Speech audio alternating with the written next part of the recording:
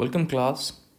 In today's lecture, we're going to do the questions of machine design that has been asked in the year 2020. Let us start. So in total, there has been 5 questions. All the questions have been covered from class notes, right? All the questions has been discussed properly, right? And all the questions are quite easy, right? If you've gone through the class, it's quite easy, right?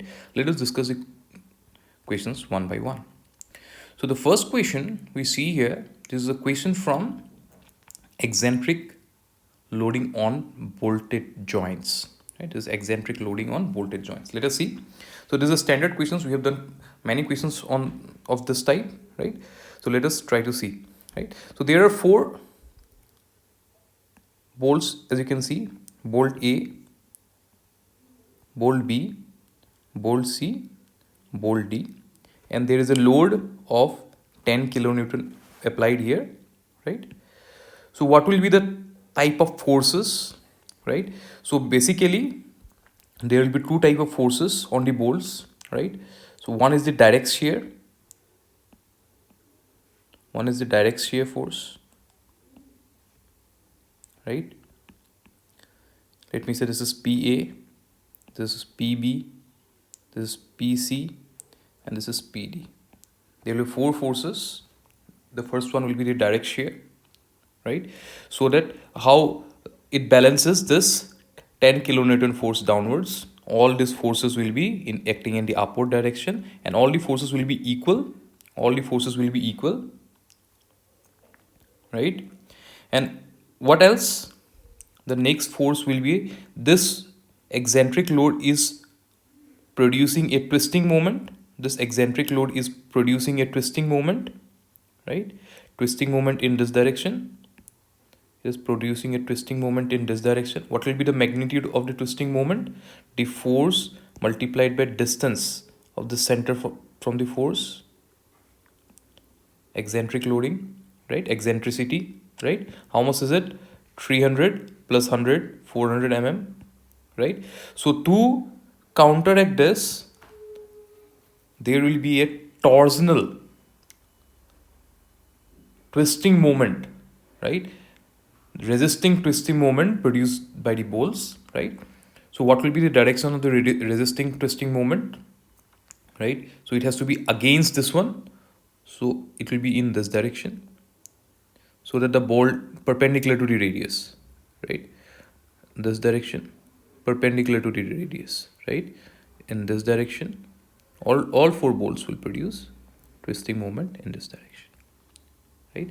Let us say these are PB dash, PA dash, PC dash, and PD dash. Okay, I'll redraw this, right? I'll redraw this figure once again. Okay, I'll redraw this figure once again. Let us draw it. So the bolts, where are the bolts? These are the 4 bolts, A, B, C, D, right? And there are 4 forces. These are the direct shear, PA, PB, PC, and PD. So what will be the magnitude of PA, PB, PC, PD? All will be equal, right? So I can say PA is equal to PB is equal to PC is equal to PD is equal to the external load, that is 10 kilonewton, divided by 4, that is equal to 2.5 kilonewton, right? The external load is 10 kilonewton, right? Divided by 4. Okay. So what is the next kind of load? It is the twisting moment, right? Twisting moment. So to produce the twisting moment, the loads has to be in this direction, right? Only then it can produce a twisting moment, right? How are the loads producing this twisting moment? The loads, this green color is producing a twisting moment in anti-clockwise direction, right? As we have seen, the external load about the center of the joint, it is producing a twisting moment in clockwise direction. So both of has to be equal, right? Both of them has to be equal, right? If the member is in equilibrium, So what can I say? Let me say this is PB dash, PA dash, PC dash, and this is PD dash. Okay, so I can simply say if the distance is r, if this distance is r, right, and as you can see this is a symmetric joint, right, all the distance will be r, right. What will be the value of r? The value of r is, this is 50, this distance is 50, this distance is 50, so I can say this is equal to root over 50 square plus 50 square, that is 50 root 2. The value of r is 50 root 2. Okay, what we can say now? We can say that the twisting moment produced by PA dash, PB dash, PC dash, PD dash, right? PA dash into R plus PB dash into R plus PC dash into R plus PD dash into R should be is equal to the external torque, right? External twisting moment, load multiplied by eccentricity, right? The load multiplied by the eccentricity. So what is the value of eccentricity? Eccentricity is, you can see, it is equal to 300 plus 100, that is equal to 400 mm. Right? This is a very nice question, but easy. We have covered it in class, right? Now, if you can see, right, all the four loads, they are acting at the same radius. All the radius are r, right? All the radius will be r, that is equal to 50 root 2, right? So undoubtedly, this PA, PB, PC, PD, right, they will be equal in magnitude, right? So I can write it directly, right? I can write it directly, right? PB dash, we are required to find PB dash. PB dash is equal to the load, that is P into E. What is P into E? 10 kilonewton into 400 mm divided by 4 into, because there are 4, right? If you put them equal, it will become 4 into R, that is 50 root 2. So since 50 root 2 is in mm, 400 is in mm, they will cancel out. The answer will be in kilonewton. So it comes out to be 14.14 kilonewton, right? What do we want now? We want the resultant force on B, right? So on B, if you see, there are two forces acting, PB and PB dash. What will be the angle between these two forces? What will be the angle between these two forces? We can see, we can see this is A, this is A isosceles triangle, right?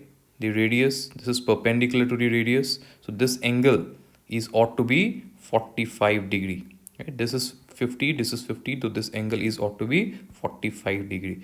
So I can write it as this angle between PB and PB dash will be 45 degree. So I can write it as 2.5 square, that is PB square, plus 14.14 square, that is PB dash square, 2 into 2.5 into 14.14, right, cos of 45 degree, right? This implies resultant force, it will come out to be somewhere around 16.005 kilonewton, right? Isn't this a simple question, right? The only thing is, it has been asked many times in GATE, right? So if you have practiced the previous year question papers, if you have done your class properly, even if you have revised your class notes, this question wasn't difficult at all. Only part is the calculation part. Okay, so let us come to the second question. The second question is from clutch, right? Is from clutch. So you have a clutch, right? And it is given that the outer diameter and the inner diameter are 250 and 50 respectively, right? And you're given there is an axial force F1, right? There is an axial force F1. We'll start writing the equations, right? Axial force F1 is needed to transmit a torque. If it is a new clutch, axial force required is F1. To transmit the same torque one needs force F2 when the clutch wears out. Means for an old clutch, the axial force is F2, right? Contact pressure remains uniform during new clutch. We know this. For new clutch, you use uniform pressure theory, and the the pressure remains constant, and wear is assumed to be uniform, so the pressure varies for old clutch. That is okay, right? We want to find out the ratio F1 by F2. So let us note down the things, right? What is the outer radius? Outer radius is 250 divided by 2, that is 125 mm. What is the inner radius? Inner radius is 50 mm divided by 2, that is 25 mm, right? So for new clutch,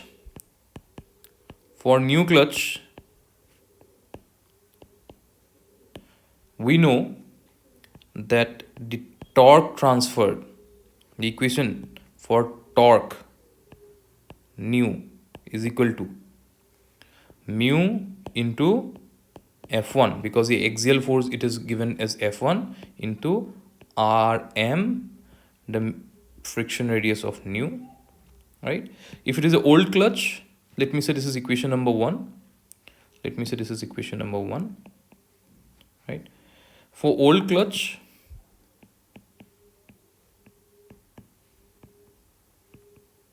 we know that the equation is same actually, right? The equation of torque, we know, we have studied the equation, only that the force required is F2 here, Rm. This is the friction radius or the mean radius for the old clutch, right? Let me say this is equation number 2, right? So for the same amount of torque, right, for the same amount of torque, there's a different force required, right? We have to find out the ratio of the forces, right? So what we can do, we can divide, we can say we can divide 1 divided by 2. If we do, what will happen? The torque, because the torque amount is same, this 2 will cancel out. Friction is same, this will cancel out, right? So we will get the equation as F1 by F2 is equal to friction radius of old clutch divided by friction radius of new clutch. So we know what is the friction radius of old clutch. It is R0, outer radius, plus inner radius divided by 2. What is the friction radius for new clutch? We know the formula, 2 by 3 R0 cube minus Ri cube divided by R0 square minus Ri square, right? If you put the values here, right, please don't leave this question. Most of the students will simply solve it till here, and then they will not solve it any further, because okay, I know the concept, so I'll be able to do it. This is the most critical part in GATE. Most of the students, they make mistake here in the calculation part, right? So don't leave it half done, complete it, right, and come to the final answer. F1 by F2 will be is equal to 0.871, right? Don't just leave it at this type. Substitute the values, calculate it using the virtual calculator, and come up with the right answer. Okay, so again, you see, this was an easy question, straightforward questions. We've discussed this in class, right? And it was quite easy. Next is the question from a spring, helical spring, right? So it is given that a helical spring has a spring constant K. The wire diameter, spring diameter, and the number of coils are doubled. We need to find out the spring constant of the new spring, right? Quite simple, right? Quite simple. We have learned in class that the spring constant, we have derived this equation. The spring constant can be given as GD. This is the wire diameter to the power 4. Small d is wire diameter to the power 4. 8 capital D cube. What is capital D? It is the coil diameter or spring diameter into N. What is N? N is the number of active coils, right? So for the new spring, let me say the spring constant is K dash. So the material is same, right? So CR modulus will remain same. Wire diameter has been doubled, 2d to the power 4, 8, and the coil diameter has also been doubled, cube, and the number of active coils also has been doubled, right? 2n. So if you calculate, you see 2 to the power 4 in the numerator, and in also in the denominator it is 2 to the power 4. Everything will get cancelled out, so you'll get the same z d to the power 4 8 d cube n. So basically I can simply say the new spring index or constant is equal to the old constant. Answer is C. It's such a very straightforward, easy question that has been asked, right? The next question again is a wonderful question, right, from gears, right? From gear design, we are asked questions from only from spur gears, right? So let us first see what are the quantities that has been given, right? Let us see what are the quantities that has been given, right? Is per pinion, right? We have to design a pinion, it seems. Module is given, right? Number of teeth is given, pressure angle is given, right? Speed of rotation is given, transmits power to a 60 teeth gear. Okay, the pinion transmits power to a 60 teeth gear. Okay, the face width is 50 mm. Okay, we are given with datas. Lewis form factor, yes, they have given the Lewis form factor also, the dynamic factor. Okay, bending stress induced in a tooth can be calculated using the Lewis formula. And so nice of them, they have given us the formula itself. So nice of them, they have given us the formula itself. Gate doesn't want to remember you to remember the formulas, right? The basic formulas definitely you have to remember, but design related, many times you have seen that Gate does give you the formula. So they have done it here. Okay, but we are not going to use the formula what Gate has given us, right? It might confuse you. We will use the formula that we have learned in class, right? We know that the Lewis equation, we know that the Lewis equation is equal to Ft, that is the tangential force, or you can say the beam strength, right, of the gear is Bmy sigma permissible. What is B? It's the face width. What is M? The module. What is Y? The Lewis form factor. And sigma permissible is the permissible stress. Permissible normal stress of the material the gear is made up of, right? But here we have not considered the dynamic loading, because the gear teeth will be subjected to dynamic loading, right?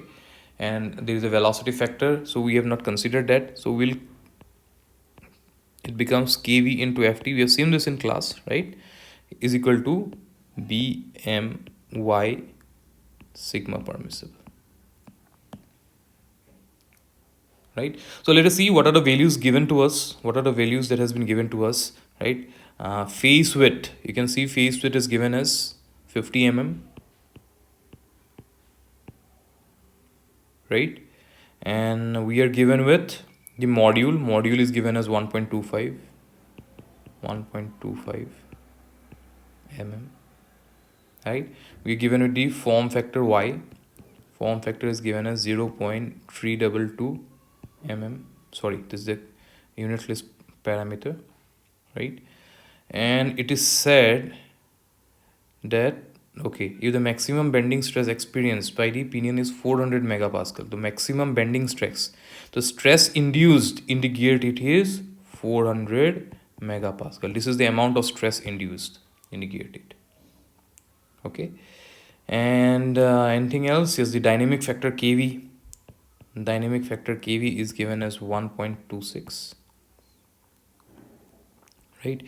So if you substitute the formulas here, for the values in the formula, dynamic factor is 1.26 into Ft is equal to width is given as 50 mm,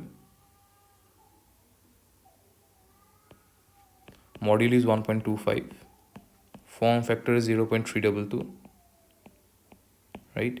So if the stress is 400 megapascal, you have to calculate what is the tangential load that is acting, right? What is the stress produced? Stress produces 400, right? So you have to find out what is the tangential load that is acting on the gear tooth, right? So if you calculate it, right? If you see, this is in mm, this is in Newton per mm square. Megapascal means Newton per mm square. So the final answer will be in Newton, right? If you calculate it, ft, the value of ft will be is equal to 6388.89 Newton. 6388.89 Newton. Okay, we have found out the tangential force. Is it required? Are we required to find out the tangential force? No. What we require is the power transmitted, right? We can find out the power transmitted into two ways. We know what is Ft. We can find out the torque, right? What will be the torque? Ft into the radius of the gear, right? Once we have the torque, power is equal to torque into omega, right? Or what we can do is power is equal to tangential force multiplied by peripheral velocity of the, because this force is acting on the periphery of the gear, right? It is acting on the gear tooth at the periphery of the gear. I'm just drawing one tit, right? So tangential force is acting something like this. So if you take the peripheral velocity of the gear, that is also enough, right? So Ft multiplied by V, right? So we can write it at Ft multiplied by V. What is V? Pi dn by 60, right? How to calculate n? N is given 1200 rpm. How to calculate d? D is nothing else but I can write D as module into number of teats, right? Module is 1.25, and what is the number of teats on pinion? The number of teats on pinion is 20 teats. So this is multiplied by 20. So this is equal to 1.25 into 20 if you see. So this is equal to, if I take it in mm, it will be 0.25, 0.025 mm. Right, divided by 1000. I have done divided by 1000.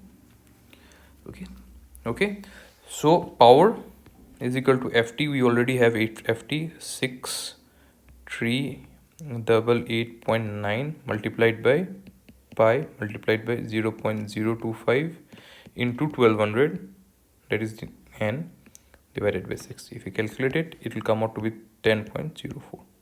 But if you see the equation, it has asked you to round off to one decimal place. These things you have to take notice of, right? If you round off to one decimal place, this will be equal to 10 kilowatt, right? Simple question it was, right? It has been completely discussed in class. Okay, so let us go on to the last question. Again, a simple, nice, beautiful question, right? This is from fluctuating stresses, that is dynamic load, right? So you are given that a machine element is subjected to fluctuating stress, right? And fluctuating stress is equal to sigma naught cos 8 pi t, sigma naught cos 8 pi t. So let us see. So it is a cos curve. So this is how the fluctuating stress will be acting, right? So what will be the maximum value of this function? Can I say the maximum value of the function is nothing else but sigma naught, because the maximum value of cos is 1. What is the minimum value of the function? Can I say it is minus sigma naught, because the minimum value of cos is minus 1. So simply I can say sigma max. What is sigma max? Sigma max is equal to sigma naught, and sigma minimum is equal to minus sigma naught. So can we find out stress amplitude? What is stress amplitude? Sigma maximum minus sigma minimum divided by 2, that is equal to sigma naught minus sigma naught divided by 2. It will come out to be sigma naught, right? Can I find out minimum stress, mean stress? It is sigma max plus sigma mean divided by 2. So sigma max and sigma mean will cancel out, right? So it will come out to be 0. As you can see, this is case of completely reversed stresses. This is case of completely reversed stresses, right? So in case of completely reversed stresses, we know, in case of completely reversed stresses, we know the sigma amplitude should be less than equal to the endurance limit divided by factor of safety. We have found out sigma A as sigma naught. The maximum value, if you see, maximum value is equal to SE is it given as 350 divided by factor of safety 3.5, right? So this comes out to be 100 megapascal.